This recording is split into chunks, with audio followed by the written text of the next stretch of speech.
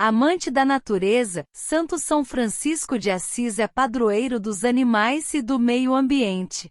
Nascido em 1181 ou 1182 na cidade de Assis, atual Itália, ele foi batizado como Giovanni di Pietro di Bernardone e era filho de uma família relativamente bem-sucedida. Seu pai, Pietro di Bernardone dei Morricone, era um comerciante têxtil que tinha bom tráfego entre a burguesia estabelecida na época.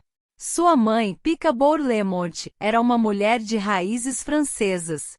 Não há consenso sobre o seu apelido Francisco. Provavelmente era uma referência à França. Para alguns biógrafos, porque desde pequeno o menino tinha encantamento pelo idioma, pela música e pela cultura francesa. Para outros, seria uma homenagem da família aos parentes franceses da mãe. O que parece não haver dúvidas é que se trata de um nome que foi assumido antes da vida religiosa, ou seja, desde a tenra juventude Giovanni já era chamado de Francesco, em português Francisco, pelos seus amigos. E teria sido uma juventude bastante agitada. Visto como excêntrico e indisciplinado, Francisco gostava de festas, bebida e não economizava o dinheiro do pai na hora de se divertir. Por volta dos 23 anos, ele passou a ter uma série de visões místicas. Aos poucos, passou a se desinteressar pelos prazeres mundanos e convenceu-se que o melhor seria adquirir hábitos mais frugais e próximos dos pobres. Depois de um retiro em uma caverna, decidiu que não queria se casar, mas sim abraçar a vida religiosa. Sonhos com mensagens avaliadas por ele como divinas passaram a ser recorrentes. E certa vez ele, ao ouvir os sinos que os leprosos eram obrigados a usar para alertar as pessoas do risco de contágio, em vez de afastar-se, aproximou-se. A repulsa deu lugar ao cuidado. Francisco deu seu manto ao homem que sentia frio e sentiu um prazer inexplicável ao ver, em seus olhos, a gratidão. Para os seus biógrafos, esse foi o ponto de virada em sua biografia, quando ele realmente decidiu dedicar-se aos pobres. Em seguida, Francisco pegou o estoque de tecidos do seu pai, vendeu a preços módicos no centro da cidade, e doou todo o dinheiro para a igreja. Pietro revoltou-se e descobriu o filho escondido em um celeiro. Levou-o para casa e deixou-o preso acorrentado no porão. Com a ajuda da mãe, Francisco conseguiu escapar, e foi procurar abrigo junto ao bispo. O pai seguiu os passos, pretendendo tirar satisfações não só com o filho, mas também com o líder religioso da região. Para surpresa de todos, Francisco debateu com o pai, tirou todas as suas vestes e devolveu-as a ele. Renunciou a qualquer direito que teria como herança e partiu, nu, para uma vida entre os pobres. O bispo teria abençoado o jovem e admirado sua postura. Isso teria ocorrido provavelmente em 1208.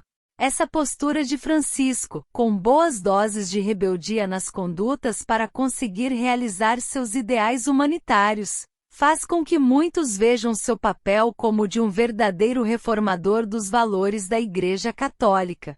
No ano seguinte, Francisco fundou a Ordem dos Frades Menores, os franciscanos, e pregou a vida simples em harmonia com a natureza, dando especial atenção aos pobres e enfermos.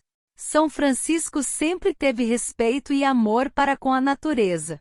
Ele chamava toda a natureza de irmã, a lua era irmã, o sol era irmão, os pássaros eram irmãos, a terra uma grande mãe.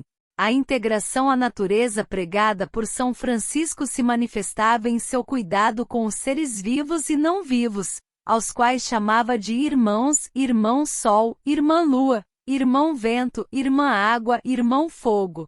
Para ele, todos esses elementos eram um espelho de Deus. As histórias envolvendo São Francisco e os animais são inúmeras. Conta-se, por exemplo, que ele mandaria oferecer mel e vinho às abelhas durante o inverno, para que não morressem de frio. Talvez a história mais impressionante seja a de um lobo feroz que atacava uma vila ao pé da montanha, onde fora construído o mosteiro de Francisco e seus companheiros. Os moradores da vila pediram ajuda a Francisco, que conversou com o lobo, propondo-lhe um acordo. Ele não mais atacaria a vila, que em troca lhe daria alimento diário. O animal aceitou, estendendo uma das patas para as mãos de Francisco. Ele também costumava repartir com os pássaros o pão que trazia para os dias de meditação e oração. Um dia, Francisco encontrou pássaros pousados em árvores à beira da estrada. Ficou tão intrigado com os bichos que pediu aos seus companheiros que parassem um pouco enquanto pregava aos pássaros.